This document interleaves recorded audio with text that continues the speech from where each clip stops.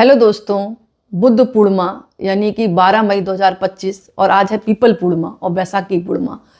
यानी जो बैसाखी पूर्णिमा है इसको पीपल पूर्णिमा और बुद्ध पूर्णिमा के नाम से जाना जाता है, जो कि 12 मई 2025 सोमवार के दिन पड़ी है।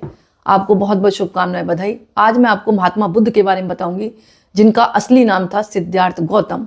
बौद्ध धर्म के संस्थापक थे। उनका जन्म 563 ईसा पूर्व लुम्बिनी में हुआ था, जो वर्तमान में अब नेपाल में है, और उनकी मृत्यु 483 ईसा पूर्व कुशीनगर में हुई थी। उन्होंने 29 वर्ष की आयु में सांसारिक जीवन को त्याग दिया था और 35 वर्ष की आयु में उन्हें ज्ञान प्राप्त हुआ, जिससे वे बुद्ध से महात्मा बुद्ध बन गए। कहा जाता है कि सिद्धार्थ गौतम का जन्म लुम्बिनी में शाक्य वंश के राजा शुद्धोधन के घर में हुआ था। उनकी माता का नाम था महामाया, जो कोलिय वंश की राजकुमारी थी। उनके जन्म के कुछ दिनों बाद उनकी माता का देहांत हो गया। उनका पालन पोषण उनकी मौसी प्रजापति गौतमी ने किया था। इनका बचपन का नाम था सिद्धार्थ, यानी सिद्धार्थ नाम से जानते थे बचपन में। 16 वर्ष की आयु में इनका विवाह यशोधरा से हो गया था। उनसे एक पुत्र उत्पन्न हुआ जिसका नाम था राहुल। लेकिन सांसारिक जीवन से इनको विरक्ति तब हुई थी जब 29 वर्ष की आयु में सिद्धार्थ को सांसारिक जीवन की वास्तविकता का एहसास हुआ।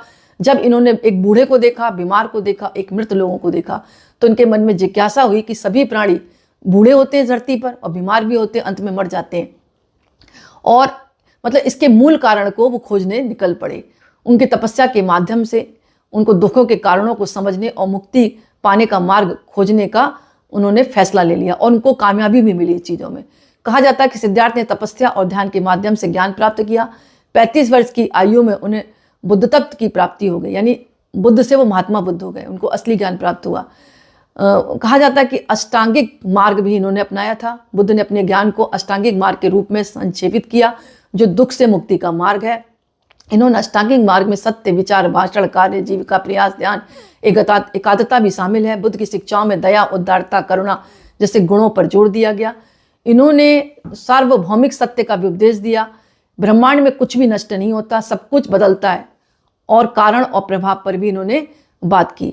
कहा जाता है कि बुद्ध की मृत्यु 483 ईसा पूर्व कुशीनगर में हो गई थी। उनकी मृत्यु के बाद बौद्ध धर्म पूरे एशिया में फैल गया, क्योंकि ये बुद्ध से महात्मा बुद्ध बन गए थे और इनको संसार की नश्वरता का ज्ञान हो गया था, और बहुत कम उम्र में हो गया था।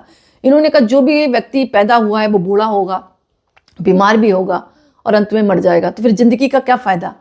कुछ तो ऐसा है जो कि बदलता है। उन्होंने कहा कुछ तो ऐसा है जो शरीर में बदलाव लाता है, कि व्यक्ति बूढ़ा हुआ, बीमार होता है और अंत में मर जाता है। यूं ही तो नहीं मरता। उसकी खोज इन्होंने इतनी की कि अंत में इन्होंने ज्ञान प्राप्त कर लिया, आत्म तत्व की अनुभूति हुई, और बाद में इनको महात्मा बुद्ध की उपाधि दे दी गई। तो ये है इनका जीवन परिचय। और